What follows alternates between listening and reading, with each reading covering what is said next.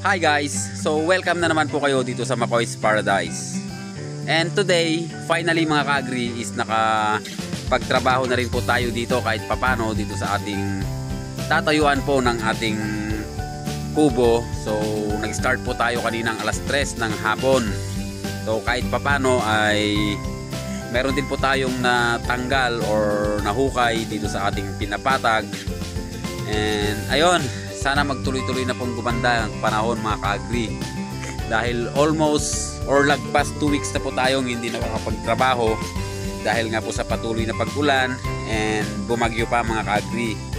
So kung makikita nyo mga ka-agri, may mga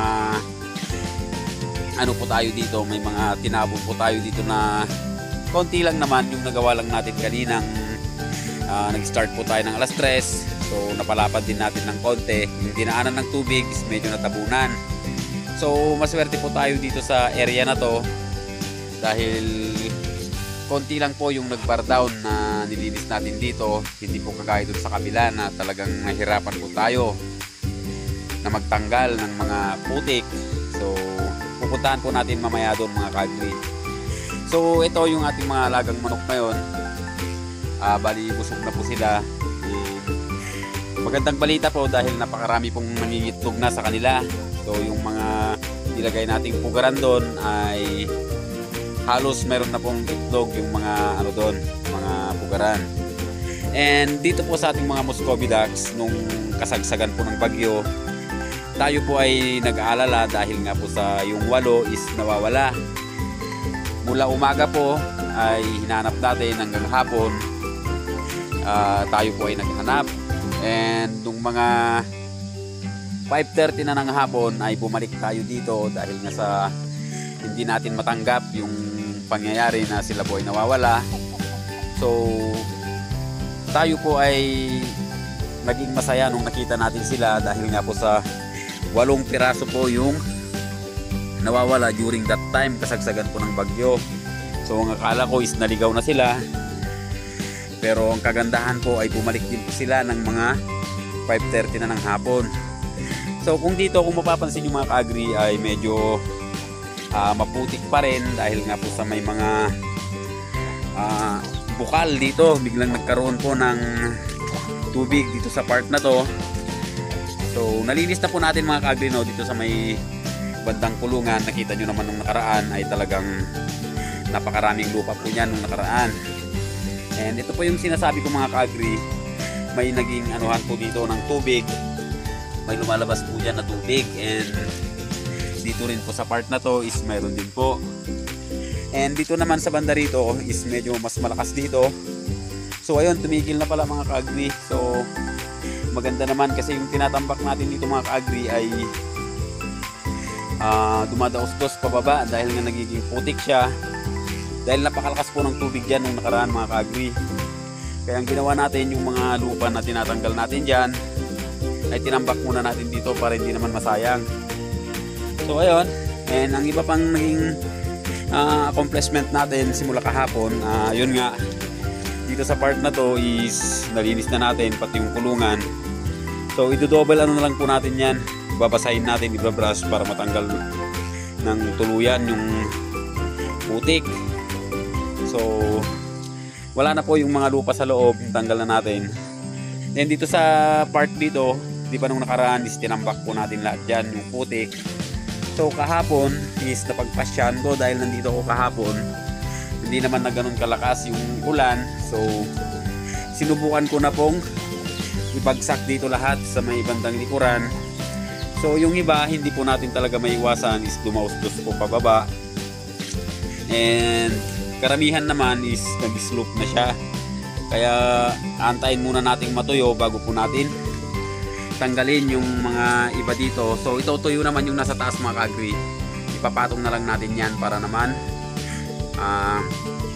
matuyo dito sa part dito. So kung mapapansin nyo kasi mga ka-agri, may mga part pa rin na basa. So yung lupa kasi mga ka-agri is tumataas yung tubig, umiibabaw, kaya sa ibabaw nagtutubig. And magandang balita na rin po mga ka-agri dahil nga po sa hindi na po tayo makapaghintay. So kahapon is tinambakan na rin po natin dito sa mga loob ng ating breeding pen. So ayan, naayos na rin po natin. And kahit dun sa kabila, naayos na natin mga ka-agree, nalagyan na rin po natin ng tuyong lupa. So ayan, i-check natin. So ayan po mga ka-agree, nalagyan na natin. So hinihintay na lang po natin na tuluyang matuyo siya para naman malagyan na po ulit natin ng rice hull para may balik na po natin yung ating mga alagang panabong na manok dito. So ayan, so talagang maputik po sa ngayon mga ka-agree. Wala po tayong magagawa dahil nga sa may tubig na lumalabas doon. So ito mga ka-agree, sa part na to is talagang sure na po nalalagyan na po ito ng yero. So ayusin na po ito pagka tumigil na po yung pag-ulan-ulan, and siguro unahin lang muna nating tanggalin yung nag-landslide na to. So sinadya po natin na hindi muna kunin yung mga lupa dito mga ka-agree dahil nga tuyo siya. And pag umaraw is yan, nilalatag natin dito yung iba. So babawasan pa siguro natin to yung putik, papalitan natin ng mas tuyo, and saka natin ilalagay mga ka-agree yung pabahay dito sa kabila. And itong kulungan na to mga ka-agree is ililipat din natin dito sa dati niyang pwesto. So ayan, so ito po yung mga alaga nating mga mga ka-agree. So ito ililipat natin sa dati niyang pwesto. Ang gagawin na lang natin is lalagyan po natin ng support sa kanyang likod na kahoy.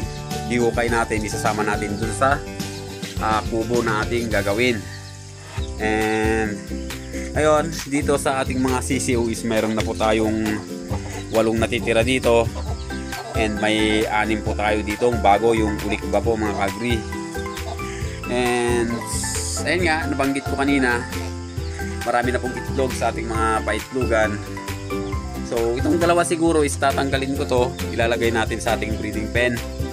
So yun yung gagamitin natin sa ating mga panabong para mayroon silang paitlogan. So mas matibay kasi ito mga ka-agree dahil nga yung ganyang style, yung kawayan ay inaapakan po ng ating mga alagang inahin. So ang nangyayari po ay nayuyupi siya ng nayuyupi hanggang masira. So dito naman po sa ating mga Muscovy ducks, so bukas siguro ay tatanggalin na po natin yung yero mga ka-agree. So masikip na kasi dito sa ating kulungan at laging basa. So gagawin natin is tatanggalin na natin itong yero, papakawalan na natin sila. And good news nga pala is mayroon na tayong 2 inahin na nangingitlog doon. So yan yata yung isa, yung matandang breeder natin, tsaka yung isa kasi mga ka-agree maliit pa po yung itlog, kaya baguhan lang siguro yun na mangitlog, kaya maliit. So buti dinala na po natin yung isang paitlogan. So dyan na po sila nangingitlog, mas safe naman po sila dyan. At pag tinanggal na natin tong yero mga ka-agree bukas is dyan muna siguro ang tatrabahuin natin.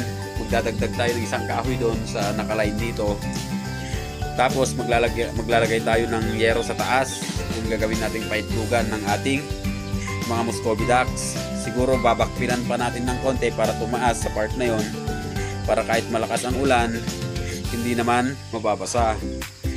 So itong mga tanim natin dito, balak na rin nating bukas ilabas muna para lumuwag na dito sa area. Pero itong mga kulungan mga ka-agree ay dito na lang muna. So antayin muna nating matuyo or maayos itong pabahay natin dito sa kabila. So madali lang gawin to mga ka-agree.